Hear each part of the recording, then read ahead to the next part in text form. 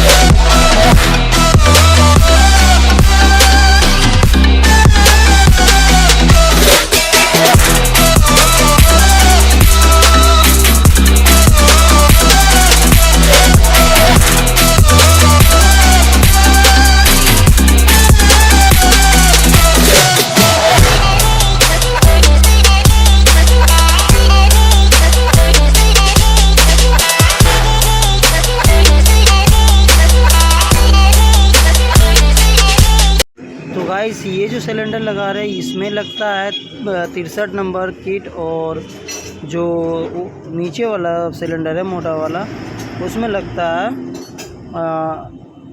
710 उसका जो kit number है।